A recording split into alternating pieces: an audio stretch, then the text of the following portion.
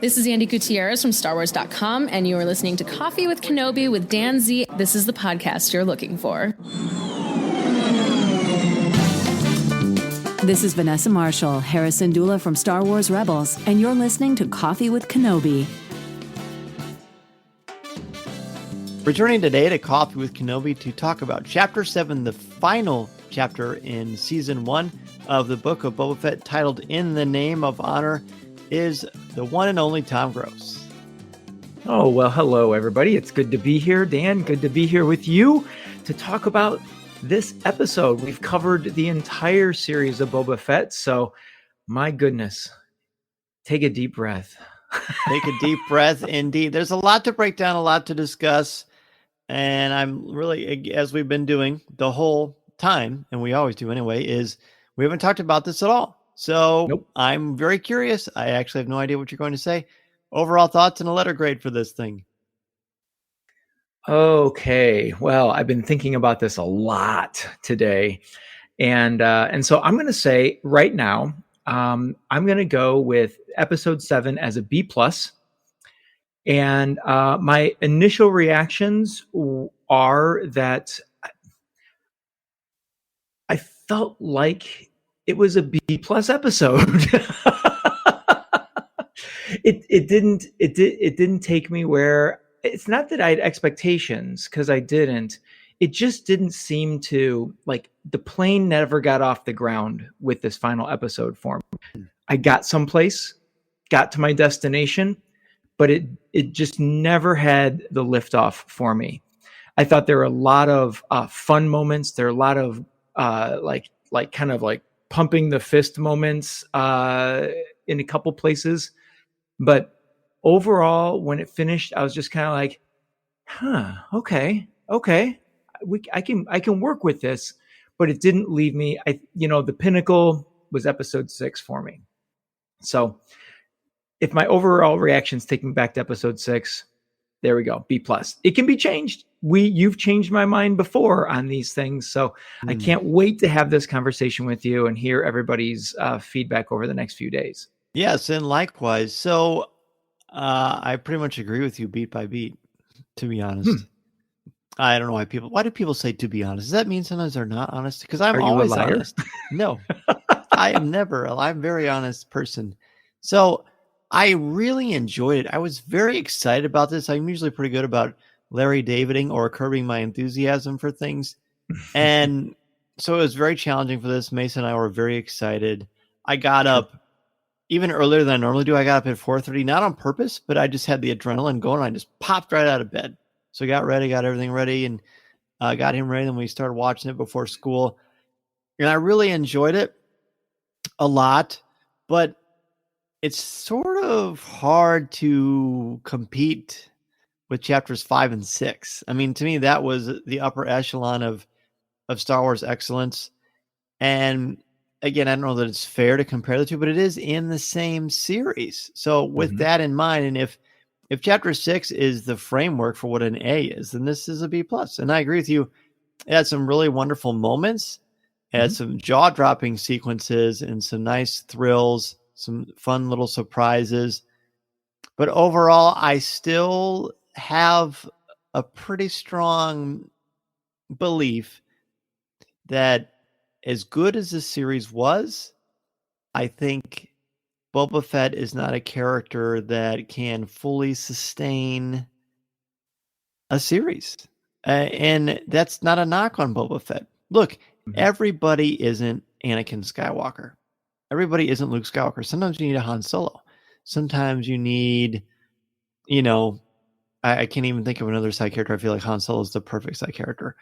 Or how about Poe Dameron, for example, right? I mean, he's not necessarily in that vein, but Boba Fett is a very strong character, but he's not, I don't know what he is and what he isn't. And I guess maybe that's sort of an important question to talk about. So let's revisit that at the end. Help me remember. But how did Boba Fett grow or change as a character by the end of this series? I think that's the big thing that I want to look at. I definitely have a lot of feelings on this overall. So again, a B+ is very, very good. I highly recommend this series, but it's just not The Mandalorian. And it's Right. and I hate to do that, but it's just the Mandalorian is the bar for me when it comes to a Disney Plus Star Wars show. And I think a lot of people will feel the same way, regardless of where the next 10 years of our lives take us. Sure. Sure. I think that's a fair assessment. It's kind of where, I stand as well.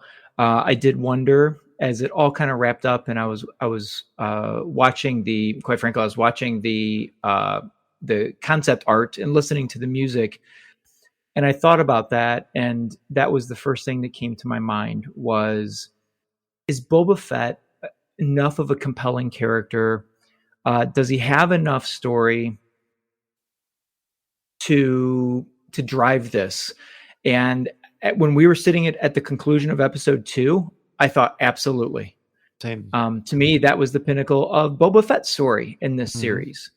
I just, it's hard to see where that would have gone. I mean, again, any criticism right now, it's a B plus, and as you said, Right. that's well above average. Yes. But when we are measuring and we're talking critically about any show, you find the little things, and all the little things add up to make you kind of say, huh. So anyway, let's talk about the episode. Right. Yeah, we're still going to focus on a lot of positive things because there's plenty of positive to talk about. Oh, absolutely. Think of it this way. This is a hot fudge sundae that doesn't have extra whipped cream. How about that? It's pretty good. You like it? It's delicious. You would definitely have more, but you wouldn't mind eating a little bit of extra pizzazz. Right, How's that? right. There's Yes. an interesting food Love it. metaphor. All right, so the opening sequence, we see a meeting in the ruins of the mayor's, not the mayor's, but the previous hangout, the casino. Mhm. There's discussion about Cobb Vanth people who are from Freetown. Now the Mandalorian completely establishes that for them. They are going to come there and be sort of a cavalry to an extent. And then there's an interesting debate about, should we hide here? No. He says, let's go back to my palace, the Jabba's palace, and let's hole up there. And then the residents of Mos Pelgo are like, no, we don't want to do that. So my question to you is, what was wrong with holding up the palace? Strategically, it seemed like it would be much safer. What do you think? Oh, absolutely. The palace is very much more defensible. And only so many ways that you can gain access to the palace unless you're going to absolutely destroy it like the First Order did Maz Kanata's castle, but that's not what the Pikes were going to do. And so certainly it seemed like the safe bet. But this goes back to, to me, a new Boba Fett. He's listening. He leads with respect. And so when the people from the streets of the city that he calls his own say, we have to stay, we have to remain in the street, we have to be present, we have to be intentional about the protection of our city. And so we're staying here, they said, and they put their feet down. And Boba Fett goes, okay, compelling. I think to him, that was a compelling argument because he does want to lead and he does want the people of his city to respect him. And so to me, that's what I got from that. And I think there's payoff in this episode for that. Besides being a plot piece to keep them there for certain things that are going to happen. But I think at the end, we see that return, that he made a decision to stay there. And I missed, is this Mos Pelgo or is this Mos Espa? I was thinking. Oh, Espa, yeah. Pelgo okay. I just want to make sure I wasn't. Thank you for correcting me. We know that Gar is going to be paying attention and making a clever little posts on the CWK Cafe, which we love and adore, by the way. Yes, absolutely. So you're going to be our official fact checker, Gar. There you go. Always. All right. So I guess strategically it seemed kind of silly to me because you're just putting yourself out in the open. But then I watched it another time and I thought, well, maybe the reason they want him to, obviously the reason they want them to stay is they think if you hole up in the palace, we're all done for. We're all going to die. They're going to destroy us. We need to stay here. And at least with us here, we'll be a part of the action. Maybe we could possibly salvage this town. maybe Mos Espa has a chance. But if you don't, then we're done for. And to me, that was kind of the direction they were taking. I hope that's the direction they were taking. Yeah, and symbolically, they're standing in the ruins. Yes, literally. And so this is, the where they are is significant to this conversation as well. Mm-hmm. Good point. Here. So then we get a quick scene. We see the black boots and the calves of Cad Bane, who continues to be, about as cool as the other side of the pillow. Yeah. And he talks with the Pikes, and there's a confession where we learn that the Tuskens didn't die because of the Nikto bikers, which we sort of expected, but it was the Pikes that made it happen. And then Cad Bane says, I didn't realize the Pikes are so ruthless. And they're like, no, we're just pragmatic. We're worried about our bottom dollar, essentially. That's a paraphrase. So anything stick out to you about that particular quick conversation? The only thing that really came out of that is, besides the coolness and just sort of his swagger, we also learned that the families, I think the family, the mob families are all the people or the aliens that were at the dinner table with Boba Fett saying they'd stay neutral. They were there. The mayor was there. So we get a reveal of all of that. And also I saw Cad Bane building an argument, building something that's going to have persuasive appeal, learning about the Tusken Raider death, knowing his background and past. And so what we learn here, we're going to see in about 5 minutes, 10 minutes come through. The only thing that left me sort of disappointed is a strong word, and that's not what it is. That left me sort of flat was it was a very typical Clone Wars line where how does he conclude this scene? He says, I think I've got an idea to draw Boba Fett out. In the Clone Wars, that involved a massive plot. Mm-hmm. Yes. The payoff of that line in this episode, and we'll talk in a little bit, is not quite what I was expecting. But that's what I learned. It's exactly what I expected. It was just psychology. I thought he's really feeling himself. He's really feeling very confident about his abilities and his swagger, and he clearly believes he's got something over Boba Fett. And to a degree, he kind of does. And, it's worth looking back and revisiting old Clone Wars episodes when Boba Fett and Cad Bane, work together. And most of that's in the unfinished stuff that we saw in Celebration. And there are certain storyboards out there about it as well. They recorded the audio for it too. Who knows? Maybe we'll get to see it someday. That would sure be wonderful. But, I mean, besides Cad Bane just being insanely awesome and ferocious and just heartless, right? Yeah. Again, we said last week, but this is definitely something that is personal for him. But speaking of personal, the next cut scene is the familiar hum of an X-Wing. And I start clapping. And I'm clapping and I'm excited. I'm like, no way. Is Luke Skywalker going to be here? Is Luke Skywalker going to be on Tatooine? Because I'm not worried about anything. Zero. Zip. Zilcho. The Pikes have no chance. We find out when the cockpit is open. First of all, how luxurious is that X-Wing cockpit? That leather chair, and that just looked about as comfy as it gets. What if it has seat warmers? Yeah, no kidding. And then Peli Motto is reunited with Grogu. Mm-hmm. It was absolutely adorable. Just made my heart soar yet again. She calls him Bright Eyes. She's got to feed him, so he starts slurping down these little weird-looking food things. And R2-D2's like, his name's Grogu. I could just picture R2-D2 singing like that. And then she says something interesting, Tom. Besides the heartwarming moment of those two reuniting, she says, I'm not going to call you that name. That's a silly name or something to that degree. Those kind of comments always rub me the wrong way because, as we know, culturally, names are sacred and important, and they say a lot about family heritage. Now, this is a fictional puppet. Okay, so let's not go overboard. But I do think it's interesting that she's like, nah, I'm not going to call you that name. But I don't think Bright Eyes is going to cut it either. No, it's, she's always the unexpected. What a great character. Untraditional. Yeah, I love her. I love how she gets sassy with R2-D2. I think that bothered me more than her not wanting to call Grogu by his name.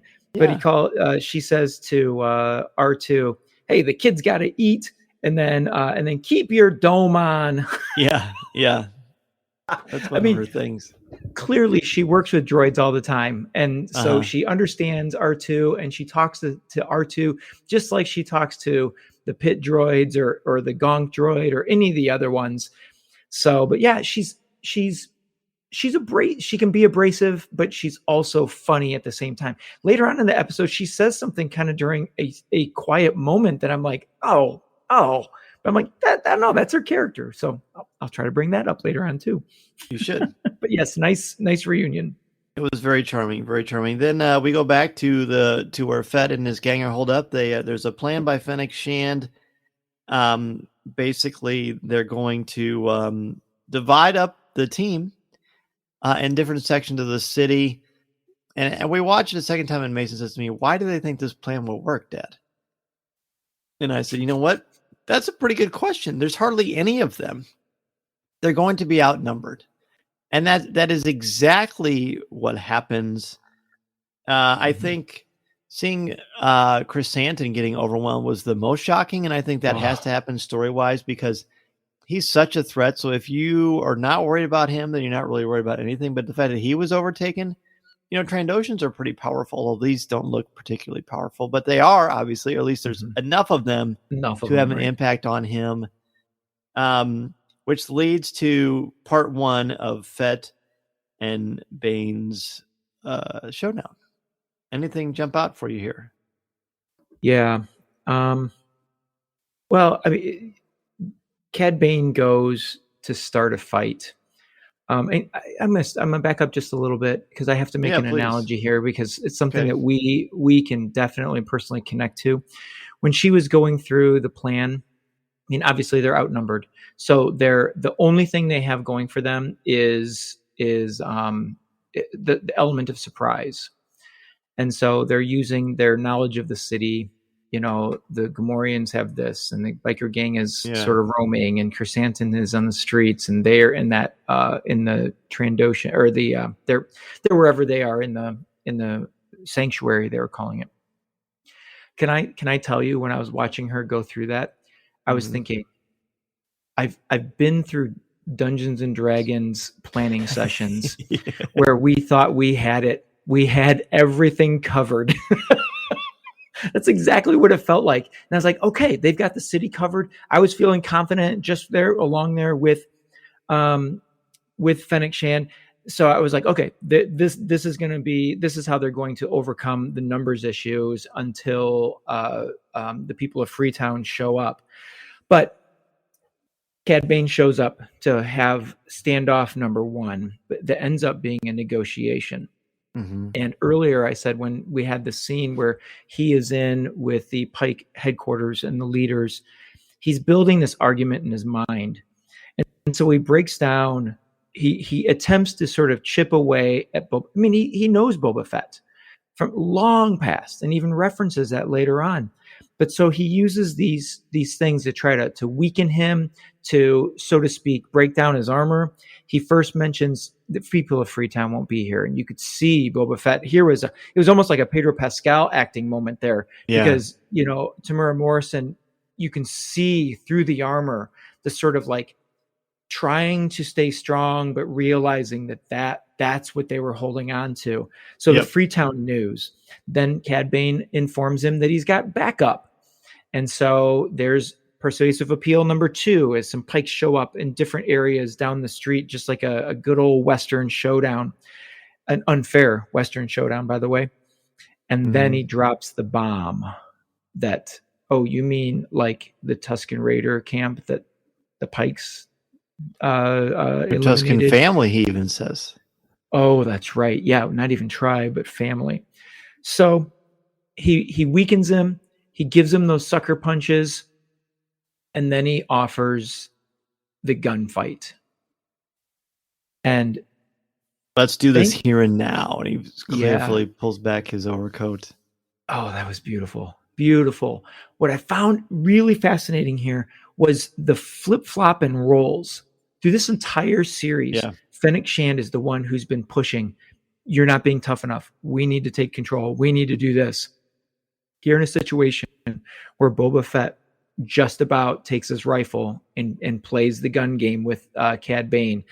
Fennec Shand talks him off the wall and convinces him to back down. I thought that was really cool moment. Yeah, it was an important character piece, and I think one of the reasons I liked 5 and 6 so much is the heaviest stuff is not necessarily the action sequences, but the dialogue. Yes, the conversations, the building of characters. And this is one of the few times where we see it very clearly and more pronounced in the episode itself. He calls him, I believe he calls him a gutless murderer. Does that sound right? Yep. And then we get the saying that we heard in the final episode, the rescue of season 2 of The Mandalorian, when the Mandalorian is talking to, the Mandalorian Cosca Reeves. I was talking to Cosca Reeves, and it goes a little something like this. If that isn't a Quatka calling a stifling slimy. I had to write it down and make sure I got that correct. I tried to explain to Mason what they was trying to say there. It's like the pot calling the kettle black, in essence. Yeah. So he's definitely proving again that he knows he's a superior draw to Boba Fett, or he thinks he does. Mm-hmm. But he is playing mind games. And Fett even says, not in this one, but in the second show, I don't want to play. I'm not playing games here. So he's going to fire. Fennec Shand talks him off the ledge, which, as you said, is very important because throughout this series, it's kind of been like, let's do this. Yep. Not recklessly, but like in her mind, sort of a show of strength. But he shows more strength by showing restraint, which is, and so there's no negotiating. Cad Bane walks off, the menace and the magnificence of that character continues to ooze out of every pore. And then we get a character that when I met in chapter 1, I did not care for. But the Mayor's Major Domo, who, by the way, the actor is from Chicago, Illinois. Is that right? Chris Borelli did a profile on me for the Tribune in 2019. He did a profile on this guy, which I posted on Twitter a few weeks ago. So very, very cool. Nice. But he has become so captivating and such a smarmy car salesman, but a very educated one. Is not afraid to tell you how pedantic his information is, but so good. So good. So this is where we get yeah, go ahead. I'm sorry. Can I mention a line that I really, really resonated with me, and I filed it in the back of my head thinking maybe someday I'll use it. But it's the second time or third time where someone has called Boba Fett soft. Uh-huh. And he said, and Cad Bane says, "You're getting soft in your old age," and Boba Fett says, "We all do." Oh, yeah. I'm putting that one away. I'm bringing that one out someday. Mm-hmm. But yeah, I just want to mention that because I thought it was a great comeback because Cad Bane's older than he is by quite a bit. Yep. Now I don't know how the race that Cad Bane, I don't know how they age. But nonetheless. So then the ambushes are all around, and Fennec Shand gets a moment I've been waiting for. I mean, when they capture the fire spray, that there's some of that, but when she shows up and starts sniping all these Aqualish and does her little flip, and then she has that great line where she says, "Manners, I like it." And she pulls down her chin guard and kind of gives a little charismatic nod. That was a fun Fennec Shand moment. I would have liked to have seen more of those throughout the series, but the payoff here is nice because we haven't seen it very much either. Right. Yeah, I thought that was a very cool moment. And it was foreshadowed that this was going to happen from that scene in the Pike headquarters. But it was, I have to say, after in typical fashion, I was hook, line, sinker, sold that they had a good grip on the city of knowing what's going on, and the families backstab Boba Fett and have those ambushes, which was really kind of heart wrenching a little bit. I mean, I've come to sort of like those Gamorrean guards, and what a horrible ending they had. That was terrible. And to watch Black Chrysanthemum get taken down, and for somebody who doesn't know, and it's not that you can't enjoy the show and appreciate Black Chrysanthemum for what he is, but also knowing him from the comics and just seeing his prowess and his strength and his ruthlessness, these Trandoshans, I think by number, really gave it to him. I did appreciate some of those point blank shots that he gave to those Trandoshans when they were coming up the steps, very Black Chrysanthemum like. But man, you're right. When you mentioned that earlier, that really kind of took hope away from this whole operation. It really does. So then we get a very interesting conversation. I should have written down more of the dialogue, but Boba Fett and the Mandalorian discuss honor. Yeah. And at one point, he says, we'll just fight to the death. We'll fight for honor. And Boba Fett's like, you really believe that Banta Poodoo, don't you? And he says, yeah, I do. And Fett says, good. Good. But it wasn't but Mando didn't feel like he had to. I like the fact that the Mandalorian doesn't feel like he has to persuade or make anyone believe his point of view. I like that he just owns it, even though his own people are not currently accepting him as a Mandalorian. He accepts himself as a Mandalorian too, and he's confident enough that he doesn't have to convince anybody else. He just feels at peace with who he is. Again, what a refreshing character trait that we could all certainly borrow from in our real lives. I wrote down a lot of that conversation because I found it. I went back and watched it a second time, and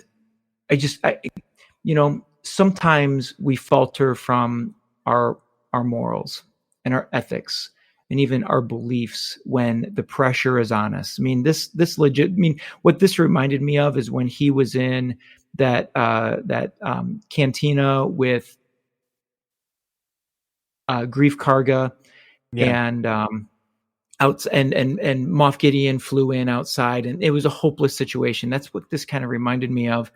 And even against those odds, Boba Fett gives him the freedom. Why don't you just go? And he says, "Well, that'd be against my creed."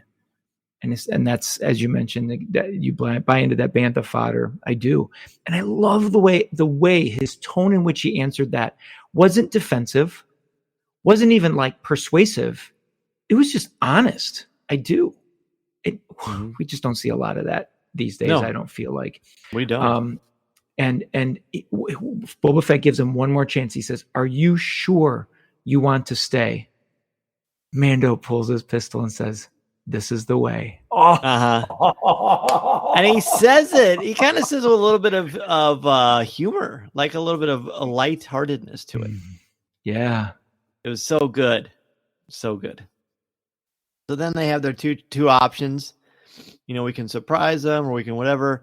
And all of a sudden, the Majordomo put, I have another alternative.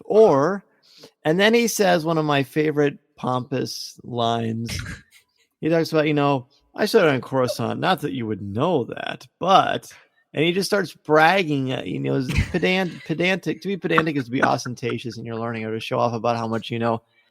And he stole the show for me right there for a few brief moments. Just very charming and self-absorbed and a survivalist. It was very, very entertaining. It really was.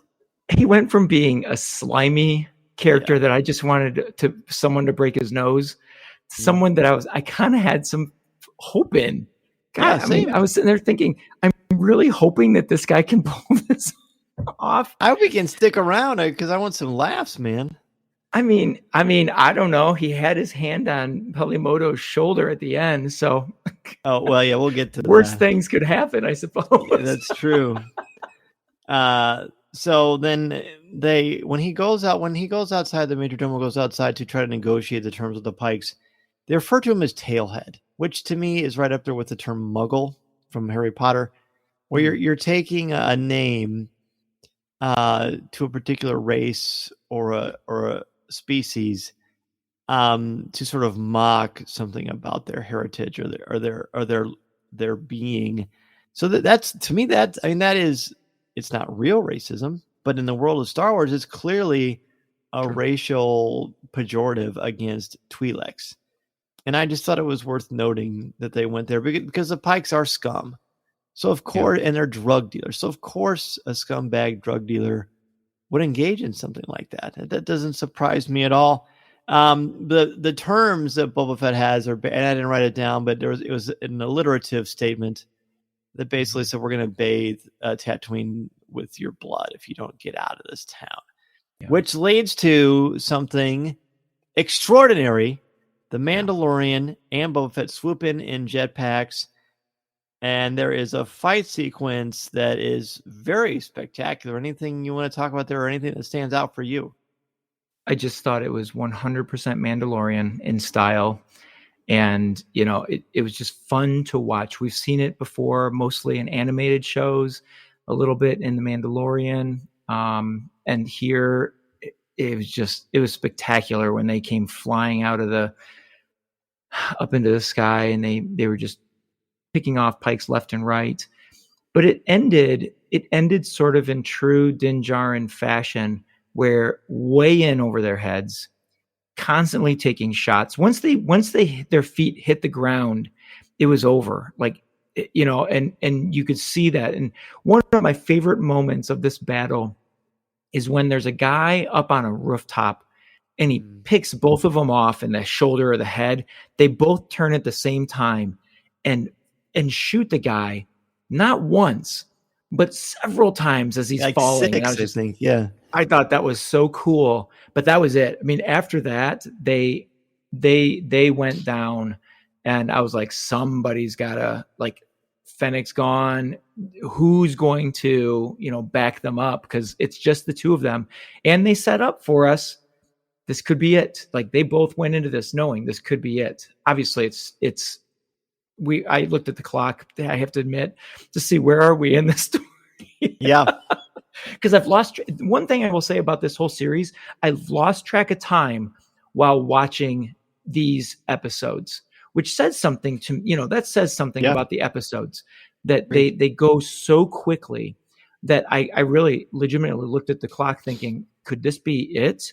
And surely there was enough time. So I thought, okay, who's going to bail them out? And sure enough, a speeder comes around. You hear the gunfire first from a little heavier gun than normal, and a speeder comes around the corner.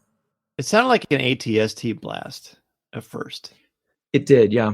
But then Freetown, the residents of Freetown show up heroically and triumphantly. They cavalry, in Joseph Campbell's hero's journey. This is called the Outside Help and Rescue, and pretty neat. I do want to say really quickly about the fight. It was like a greatest hits of Mandalorian kung fu awesomeness. You've got Boba Fett shooting with his blaster in one direction, but his left knee is firing the other direction. Yep. You've got whistling birds. You've got them teaming together. It was really glorious. Just really, really glorious. And besides very, very, very briefly in the rescue, at the end of season 2, Boba Fett and the Mandalorian have never fought together. Boba Fett leaves, in the rescue, right. In the one where they get the coordinates from Moff Gideon, Boba Fett stays on his ship. So this is the first time we've really seen them team up together, and it's great, man. They are an awesome pair. Freetown shows up. This is when Chrysanthemum returns, and he's angry. He's got a chunk of flesh missing from his head. He's got this terrible limp. He's very, very weak. He's getting blasted, but he's not giving up. And seeing them run out and rescue him and try to help him, Boba Fett picks him up and carries him around the speeder or the armored vehicle that the residents of Freetown have. You can't help but wonder, has Chrysanthemum ever had people care for him in that fashion? A tough, grizzled warrior like that probably isn't going to open up his soft side or get any Hallmark cards anytime soon out to people, but it's definitely compelling that it happens. And then Chrysanthemum is so mad, like he's launching people across the street, like with a power we haven't necessarily seen in Wookiees. We've certainly heard about it a lot. Yeah. But it was so cool, and you start to feel a little bit better. But then this is where I think some of the challenge this episode is for me. And this is the problem that they've had the entire series, not creatively, but just Boba Fett's problem and Fennec Shan's problem. They don't have enough people to help. Even with the citizens of Freetown, they're still woefully outnumbered and ambushed in the middle of this city. Another classic Western trope. And then these two droids show up. They're like, I don't know the official name for them yet. I'm sure that'll become like household names in Star Wars fans for a while. but they're like destroyer droids, Yeah. plus ATP tanks, plus Clone Wars stuff, plus Mhm. who knows what, but they're combined together. These two things, when the shields pop up, Mason and I went, oh, because we're like, oh no, this is bad news. So kind of walk us through your thoughts when you see those droid tanks and sort of the initial fight before the Mandalorian ignites the Darksaber.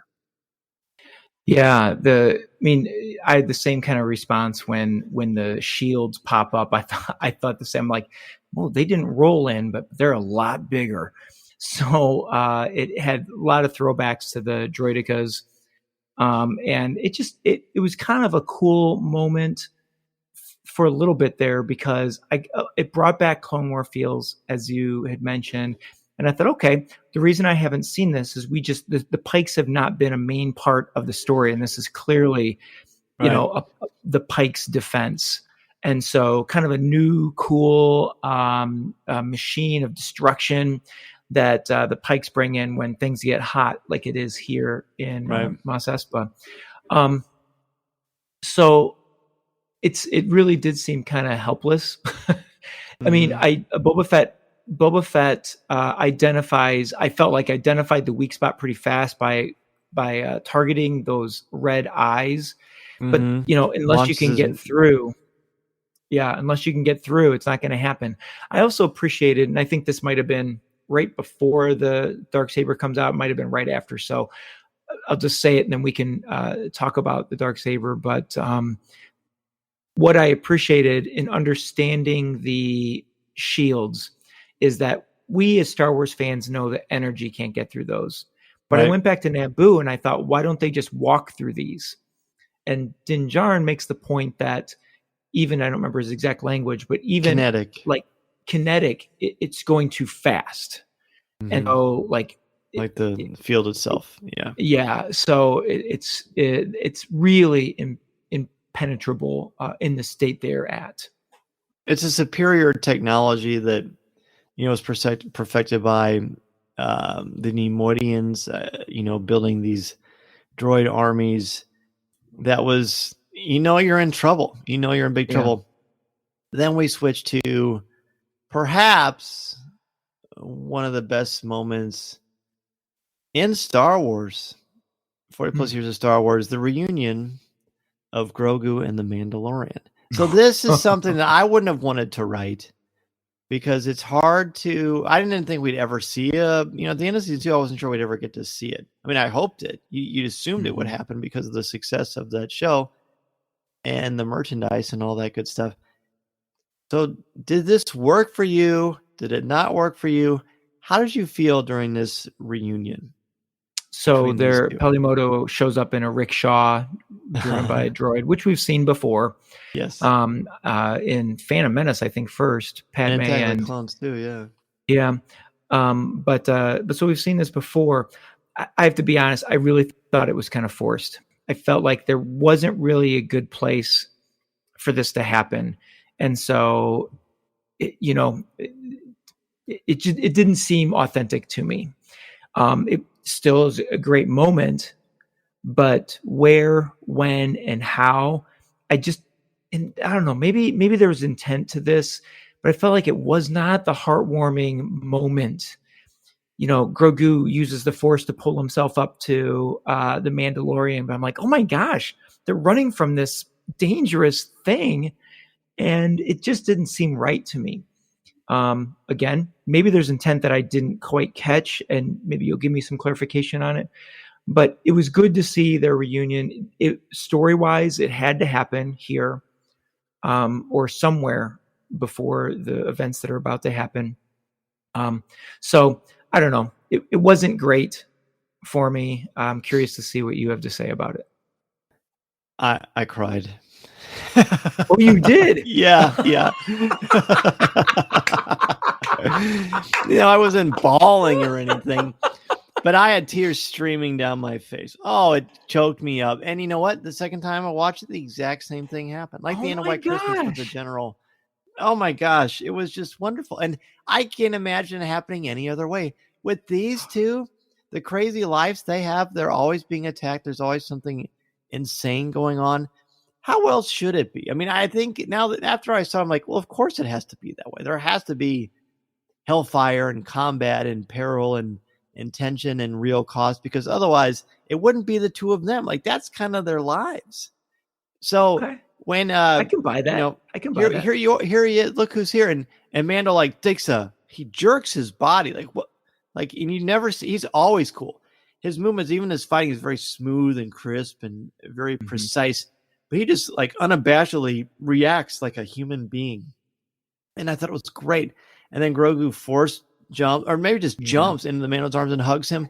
Oh my gosh! Like, I feel like I could get choked up right now thinking about it. Oh, it's just beautiful.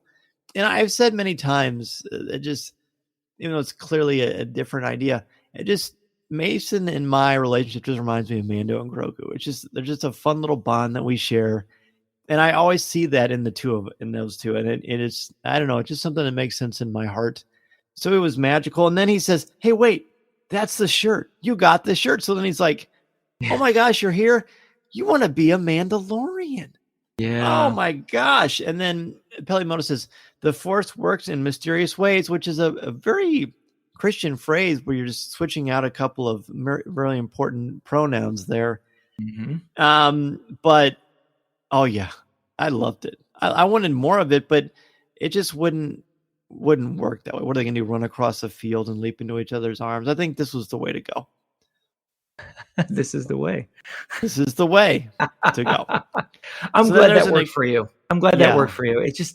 It didn't. I guess the way I might have envisioned it would be like when Mando is down and Grogu like the Mudhorn. I was expecting something more like the Mudhorn, I guess, if there was going to be a reunion. Well, that might come later in the episode. Maybe so. Yeah, you're right. It might.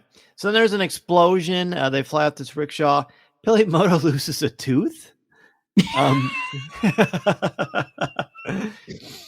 And you think, boy, it is getting dire. But again, the laughs with her, she's just so charming. She's really fun. But then something happens that we've been waiting for, I think, since chapter 3, I believe. I think it was chapter 3. Maybe it was chapter 4. I can't remember. But we're talking about the Rancor, everybody. Yeah, 4, I think. But yeah. Let's take a quick break, and we'll come back and talk about how the Rancor tips the scales in Rancor style. This is Coffee with Kenobi. This is Vanessa Marshall, and you're listening to Coffee with Kenobi.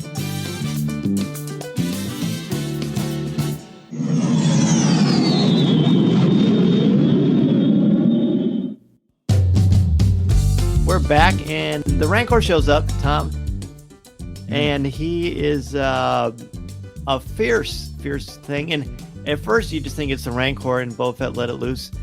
And then there's a moment where we see that Boba Fett is indeed riding the Rancor. It's not the Mythosaur, but that's as close as we're probably going to get, at least for now. So the Rancor just moves into it. You can tell it's smaller. I mean, it is still very young for a Rancor itself, but it's no less formidable. And it starts smashing the shield of one of the droids. And then the Mando pulls out his Darksaber, which we didn't really talk about the other time. And every time he ignites that Darksaber, it doesn't matter how many times he does it in an episode, I always feel like it's the first time it's ever happened. And I was like, whoa. It's very exciting. So they work together to make this happen. One of them is about to hurt the Mandalorian. He looks like he might die. They keep hitting him. And then Grogu helps. At first, I thought he was dismantling a key part of this droid that he knew would make it fall apart. But it looks like he just grabbed a piece that he thought was fun to play with.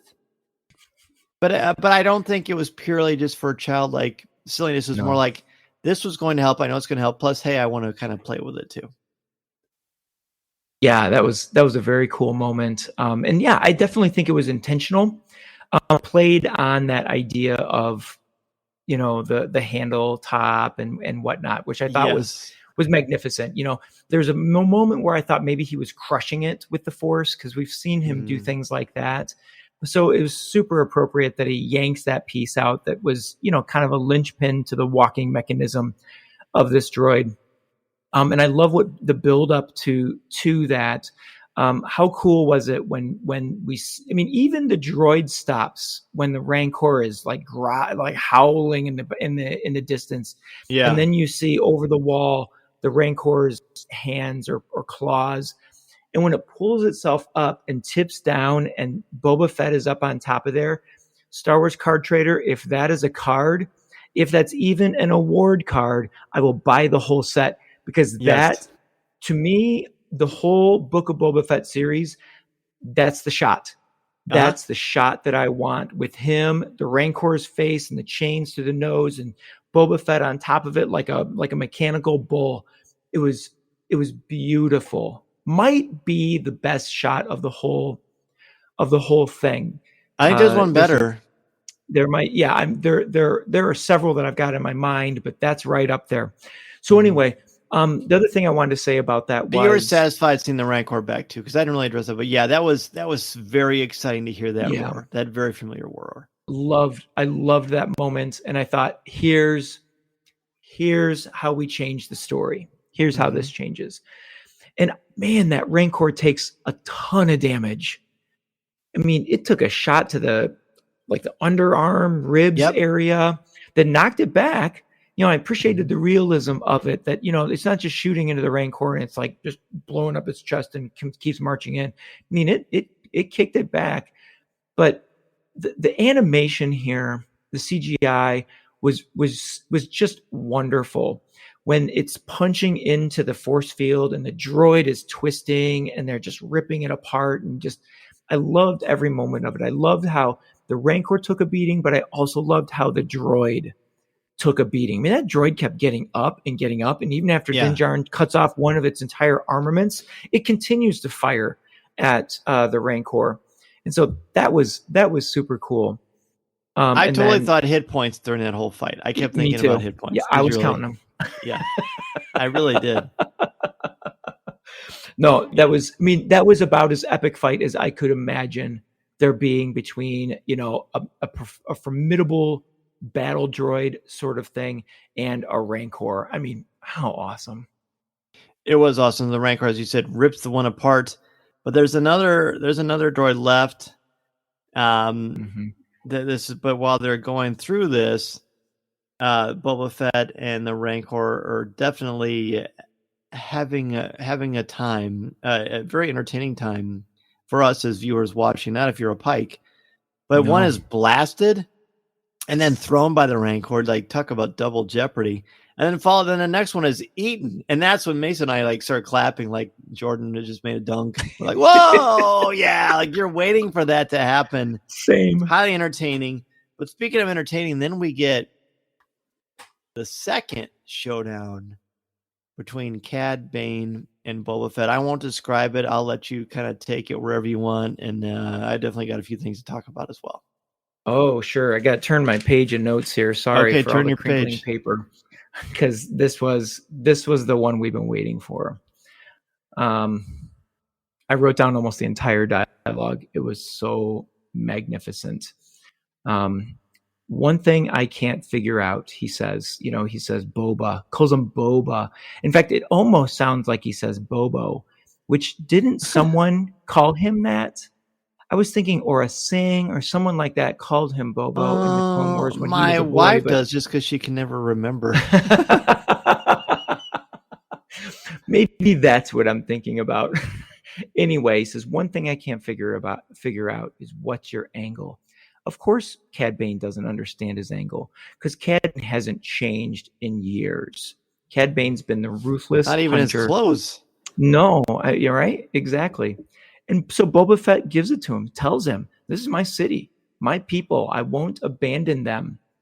And then one more sucker punch. I mean, there's several, but another sucker punch like the Tuskens. Oh.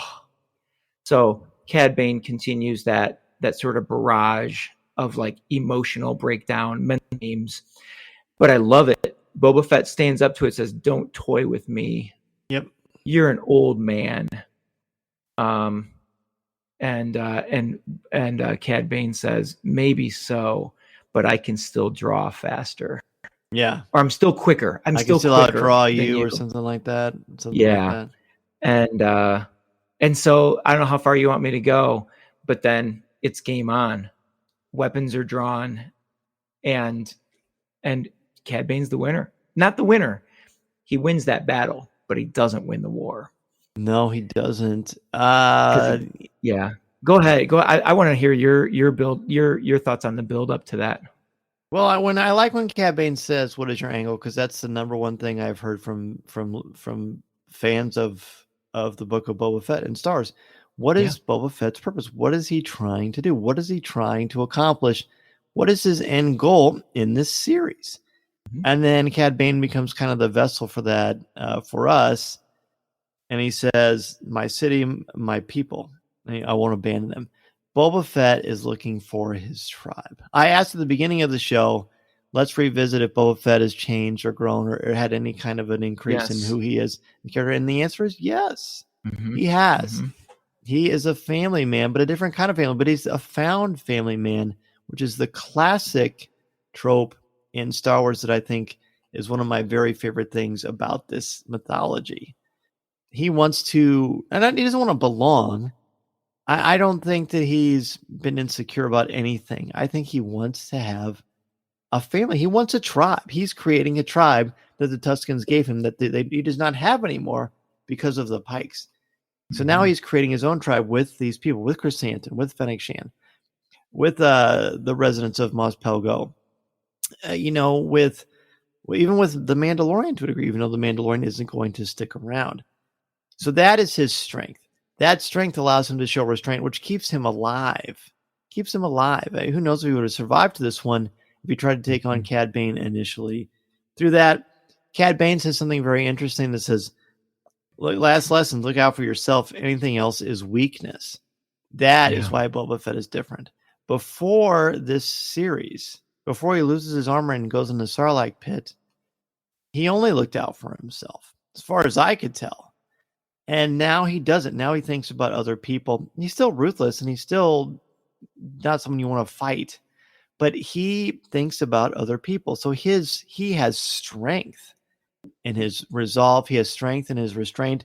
He has strength in his desire to take care of other people.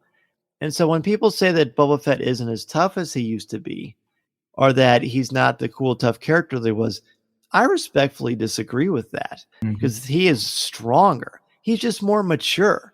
Maybe our view of Boba Fett maybe could mature as well if we look at it from that perspective. Because he's not just some really cool, mysterious killer that has no personality or identity. Now he's got a strong identity. He's just a lot more well-rounded than he was until this show and The Mandalorian showed up. He's still not Hamlet. He's still not Alexander Hamilton. He's still not particularly dynamic, but there is something that he has learned and grown from. And I like that very much, because he's more interesting to me now. He's still not my favorite character, but I appreciate what they did with him. And there's so much in this. There's so much packed into this, building off of what you had said. When Bane says you've got too much of your father's blood in you, there's that connection to a family, I suppose. Yep. But the visual for me is when he rips off his helmet, and there's a line that he says, "There's no shame in it," and he rips off his helmet, and all I can think in context of what you just said is, you know what, pal? You're right. There is no shame in having family, in caring for something. And when he rips that helmet off, it's like taking off the old Boba Fett. And it goes back to what we talked about way back when. And I don't remember when Boba Fett was like desperate to find that armor and to get that armor back. And I'd even said he's got this inferiority complex that he can't be Boba Fett without the armor. Guess what? He doesn't need it anymore. And Cad Bane just showed him that by ripping off his helmet, because it's after the helmet that the gaffy stick comes out. His training from his family comes to play, and he takes him down with the gaffy stick. And Cad Bane still doesn't get it all the way to the end, Because right before he takes that gaffy stick into his chest, he says, "I knew you were a killer." No, you missed the point, because that's why he's different, because he's not a killer, but he has to, yes, he has to eliminate Cad Bane, because Cad Bane is just too dangerous, and he knows it. But no, he's not a killer. He is a changed man. That's right. And I love that. I like that so much. So Yeah. then the Rancor's on the loose. He doesn't have his driver. And Sorry, he takes it's not funny. No, it is. And he Rancor does on some the King loose. Kong stuff. He like the way does. times. I mean, I know that was. I said this reminds me of King Kong, and Mason says they probably. Do you think they did that on purpose? They probably did. I'm like, yeah, you're a pretty smart little guy. I think that's absolutely true. The Mandalorian tries to take over. It just goes to show that it's not a Mandalorian that can control the Rancor. It's Boba Fett who is imprinted on this creature. This creature, if not for Beskar, the Mandalorian would be no different than a Gamorrean guard. He would be an appetizer. And I'm thankful that he wasn't, and even Pele's like, "Oh, don't worry, your dad or your old man." He says your old man is pretty resourceful or something to that degree. Yeah. And then all of a sudden he almost goes in the Rancor's mouth. Thank goodness it's a baby Rancor, a smaller Rancor. I want to talk about that, but I think the thing that happens with Grogu is obviously much, much more important. You want to walk us through that one? Yeah. I mean, gosh, how many times have we seen this? And it just is it's always so. I mean, we've seen Ezra do it. We've seen Yoda do it. How many Jedi have we seen one in the Force with nature? And here's Grogu. The Rancor is, standing over. He's standing over Din Djarin, isn't he? And Grogu walks out, and my daughter Kaylee says, "I just love the way he walks now." Isn't it that best? Sort of back forth. Yeah, it's the best. It was so great, and I was thinking in my head, I'm glad he has that shirt on, but because we saw how it protected Din Djarin. But he sure didn't need it. He walks up and puts his hand up, and it's almost as if even before he starts using the Force, that the Rancor senses something in Grogu, because it growls at him, but it doesn't attack him. And again, I mean, how much adorable can this whole scene, this dangerous, this horrifying scene, get when that Rancor breathes and screeches in his face, and his ears are flapping in the wind of his breath. But he doesn't attack. And this is before Grogu raises his hand he faces him. And so, he puts the hand up, and he puts the Rancor to sleep. And I mean, the forceful size matters not in this instance. Right. And then you just get, I mean, the adorableness, just the meat, it's off the charts. Grogu walks up and touches him right above the teeth, walks around the edge, and sits down and leans up against him, and then eventually lays down and nuzzles into the Rancor, both in complete peace. And I think that's so critical here, because here at the end of, quote, war in Mos Espa, we have peace with the most horrifying creature. I mean, yeah, Boba Fett team did enough to ride it, but it's a horrifying creature. We've seen the amount of damage that a Rancor can do, even a baby Rancor. It also kind of shows how powerful and strong Beskar is. I mean, yeah, it can hold back a lightsaber, which is amazing, but it can also maintain integrity in the jaws of a Rancor, young or not. That's amazing. But it was such a powerful moment. It was a sweet moment. It brought back all the just love and joy of Grogu coming into this, or Bright Eyes, or whoever you want to call him. But it was a wonderful moment. So much so. Yeah, to me, you mentioned the shot that you loved, that you would like to have.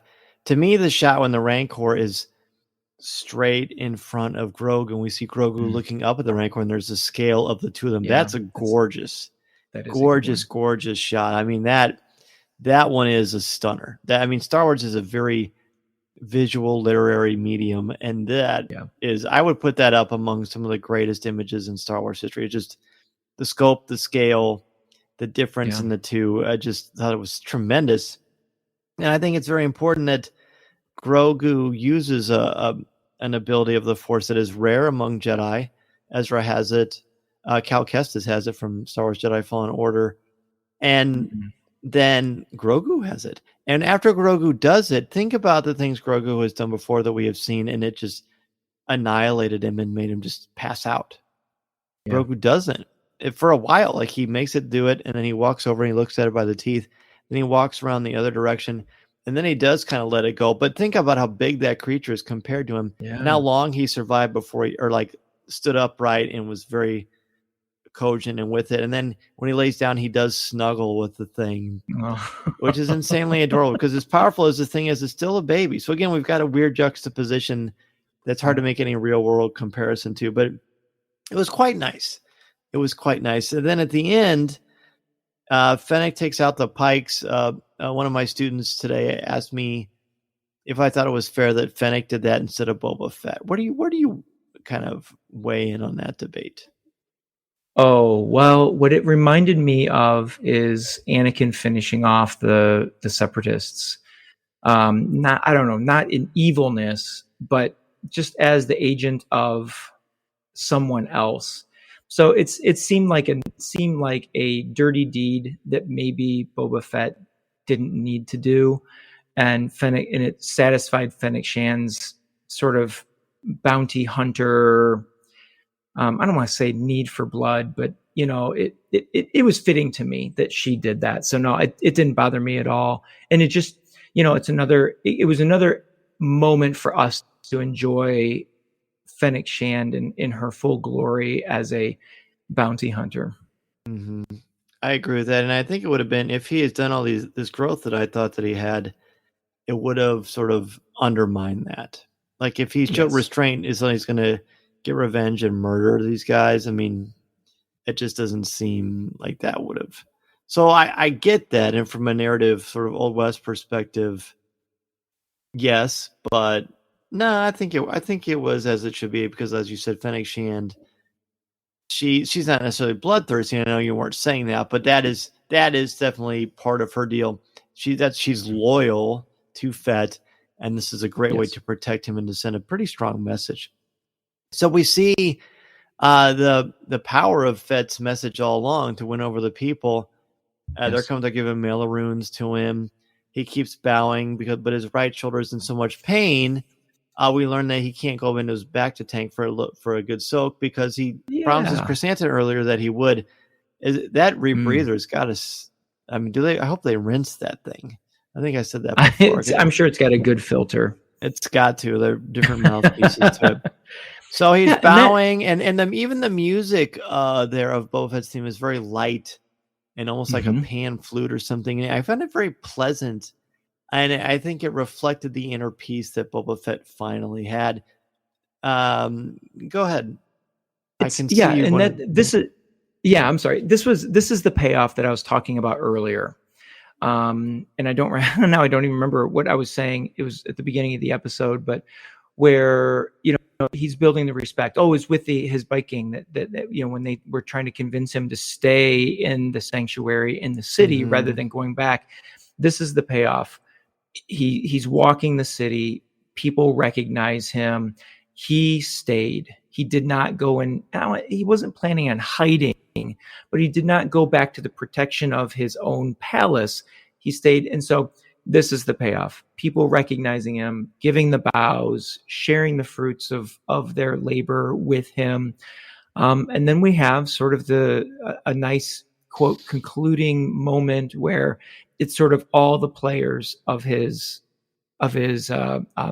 army, I suppose, minus the Gamorreans, but everyone is there, and there's a joke about the fruit, and it's just sort of that like feel good. This is where this has been headed. The Gamorreans, you mentioned that. I didn't talk about it too much, but I think that was the most awful death of all of them. It was just so, those poor guards were just so loyal, and they were just thrown off that massive cliff. They were just so yucky. Sad. That was really sad. It was sad. So yeah, then there's the pleasant music, the variation on the Fett theme, and then it pans out, and then we get one last moment with the Mandalorian and Grogu, which Mason and I absolutely adored. We see that pod that is normally for droids has been hollowed out, and now it's like a little area for Grogu. He keeps tapping on the glass, and then it faster and faster and faster. He's like, "All right, last time." I mean, every dad or every mom, every parent can relate to what is happening right now. And then he kicks on the thrusters, and boom, they go flying, and that's the end. Yeah. Very, very delightful, but I also think very, very telling. We want to talk about that, and then the end credits where Cobb Vanth is in the back to tank, but so is one of these the mod. I don't remember his title. The mod. I'll just call him the mod doctor. Mod doctor. Yep. Yeah. So let's talk about those two sequences for me, and then I want to think about. Then we're going to talk about the structure of this episode. Okay. There's a line also that I want to, if I may, I'll come back to the. You may. All right. It's when they're walking in the street, and Fennec Shand. No, Boba Fett says, "Maybe I'm just not suited for this." And Fennec Shand says, "If not us, then who?" Yep. I just want to toss that out there. I think I like that too. That's food for thought moving forward. So, okay. Do you have something more you want to say? No, not at all. Yeah, I just want to see what you thought about. I think that I should have wrote that down. But yeah, if not us, then who? I think again, this is when you're classifying yourself, not only for the world, but for yourself internally, you are going to have those doubts. I think this is very realistic. If your whole life you've been trained to be a bounty hunter or a killer or a fighter or a survivor, and now you're finding a different way that you have relearned because of your experiences with the Tuskens. I like that he's like, I don't know if this is for me. I mean, we have a thing in us, we all do, where when you finally find your path, a lot of people will try to talk you out of that, and your internal voice will try to talk you out of it too, because that fear of failure is very, very strong. If this doesn't work out, what is Boba Fett going to fall back on? He doesn't want to go back to that lifestyle. So I'm glad you pointed that line out, because I think it's a pretty cool way to put a nice period at the end of Boba Fett. Agreed.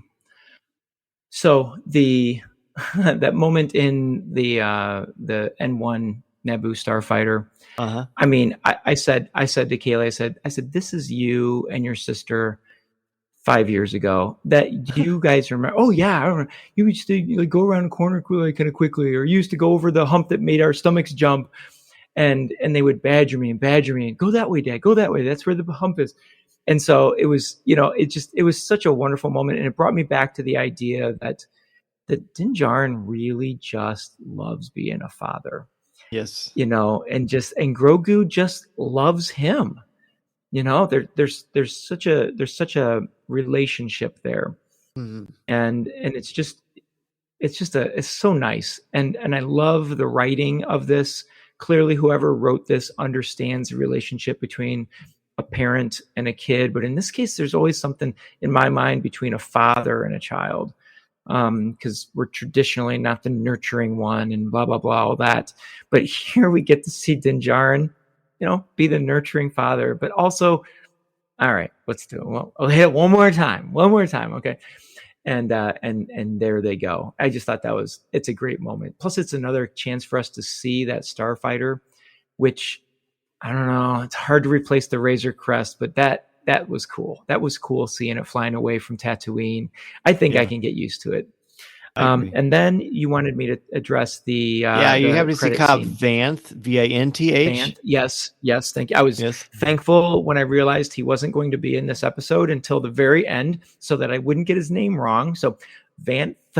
Thanks again, Gar. Yes, we love it. We love it. I wonder what we're talking about. You. Check out episode 6.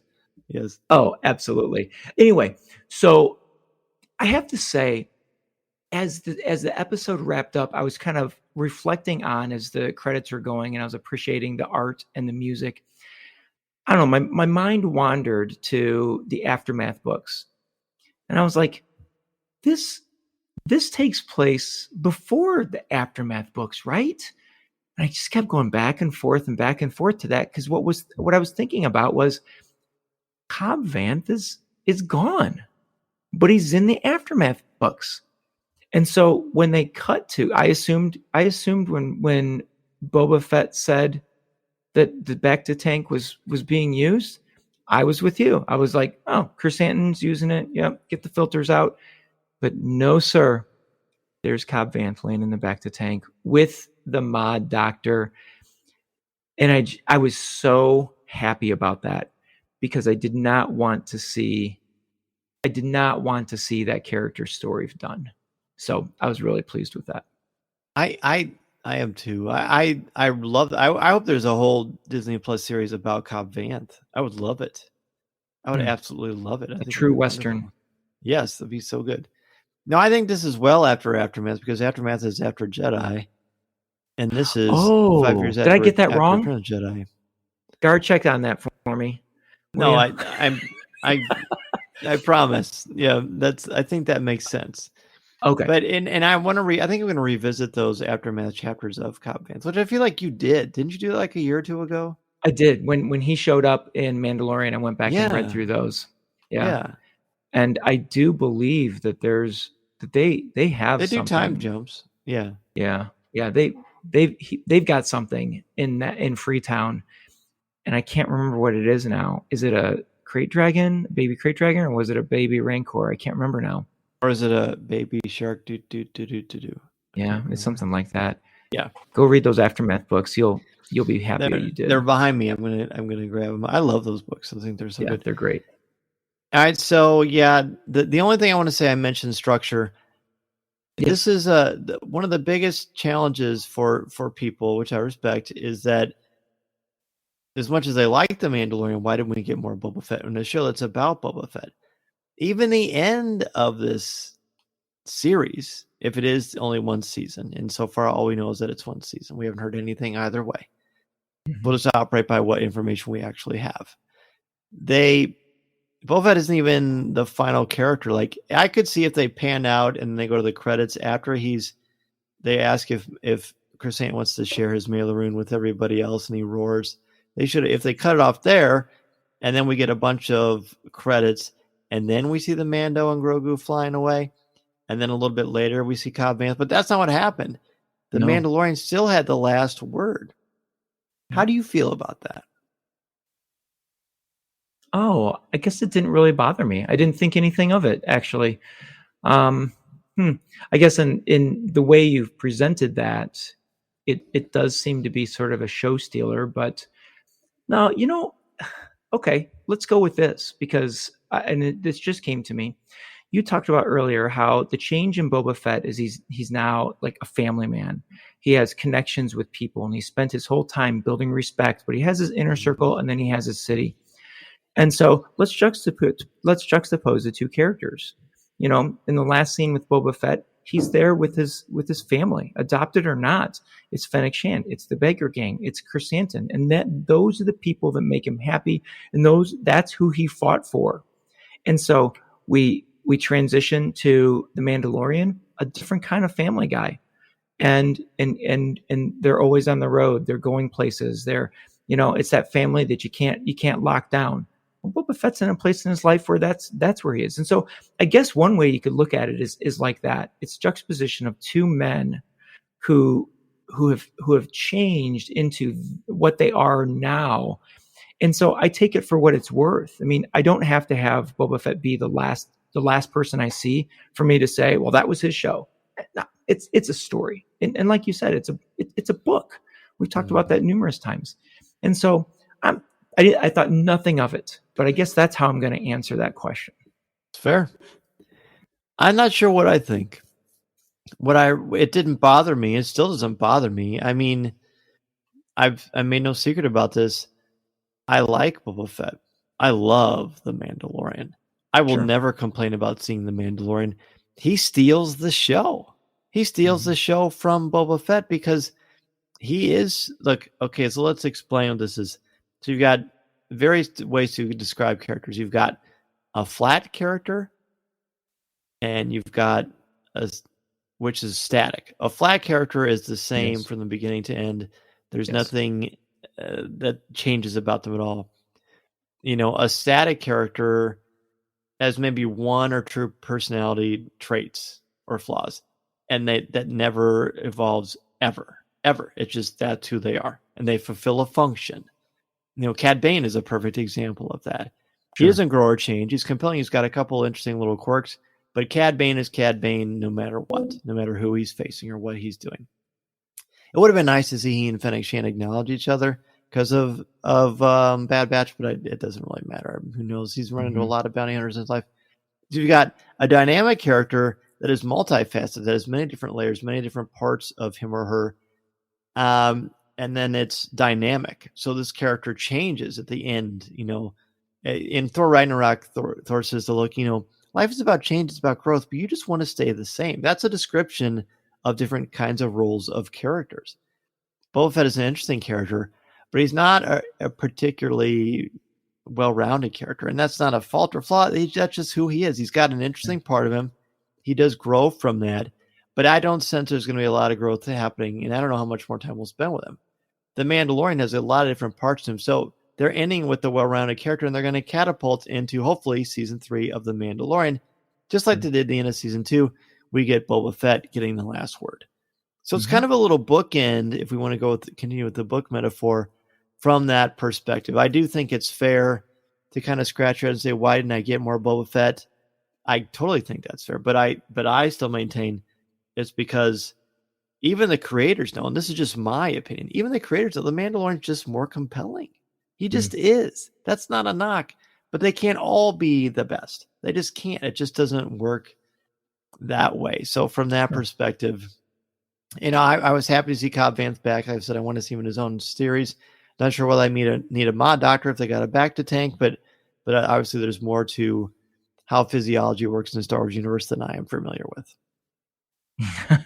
True. Yeah. I guess I didn't think about that either, other than we just saw the mod doctor earlier and saw how he rescued Fennec Shand. So yeah, that was a pleasant. It didn't have a shock value that some post-credit scenes have, but it certainly had a feel-good value to it. Yes. The only thing left that I was going to just mention is, and I think we're spoiled. Me specifically, exactly. I know, but we are spoiled in this sense. First of all, the story, the characters, all of that. But I didn't think about this aspect of this series until I was watching the credits of this episode. And that is the music of this entire series, Ludwig van Gorsen, has been magnificent. For a while, I thought maybe... But he didn't even do the whole thing, though, too. He just did, like, the themes. There's somebody named Joseph Shirley. No one really talks about Joseph Shirley. Interesting. Okay. Did you notice, by the way, in the theme, I don't mean to cut you off, but did you notice in the main theme, they say Boba Fett over and over again? And I never noticed it until tonight. What? And it goes, Fett, Boba Fett. If you listen to it again, it's going to blow your mind. I never noticed that, but Mason pointed it out. That makes sense. Well, I guess just watching the credits, I mean, clear to the end, not just up to the scene, but watching the credits past that, it's just magnificent music. Mm-hmm. It was wonderful. And so thanks to that, I mean, we've talked about how without wonderful music in a show like this or a film, it's sort of like peeling away the background. And so I wanted to mention that because we really haven't talked about the music in this series. No. But the credits of this really jumped out at me. Oh, I'm glad. I love it. So did anything in our conversation make you change your grade? I feel pretty good about where mine is. I'm going to bump it to an A. I mean, okay. A lot of the like Boba, when we talked about Boba Fett's change, him being a father figure, there were more moments. I didn't have as many snapshots in my head as I did now that I do now. And I like that. And so I'm going to bump it to an A. It's not the A+ of episode 6, but it certainly is a solid A. I'm really happy with this as a concluding episode, but especially after talking to you about it. Well, good. I'm glad. Well, please let all of us know what you think about the Book of Boba Fett. Of course, get your top 5 ready for Facebook Live on Monday night at 7:00 p.m. Central Standard Time. So you can be a part of the conversation. So many people are going to hear your voice and your opinions when you join us on the show. And of course, there's a replay on YouTube, on Instagram, and you heard the audio version of it as well. So, Tom, thank you for joining me this season to talk about the Book of Boba Fett. We know that Obi-Wan Kenobi is coming out May 26th. That was announced today, so that's very, very exciting stuff. So I will save a spot in the studio for you to talk Obi-Wan Kenobi. How do you feel about that? Oh, very good. That's very exciting. Thank you so much. It's been a pleasure. Thank you, and thank you, everybody, for joining us each and every week. We will see you next time. Gosh, if you look at the schedule, we're getting close to episode 500. And let me tell you, ladies and gentlemen, we've got a spectacular 500th episode coming in just a couple of weeks. So until then, this is the podcast you're looking for. This podcast is not endorsed by the Walt Disney Company or Lucasfilm Limited. It is intended for entertainment and informational purposes only. The official Star Wars website can be found at www.starwars.com. Star Wars, all names, sounds, and any other Star Wars related items are registered trademarks and or copyrights of Disney and their respective trademark and copyright holders. All original content of this podcast is the intellectual property of Coffee with Kenobi unless otherwise indicated. This is the podcast you're looking for. There's no one here. Move along.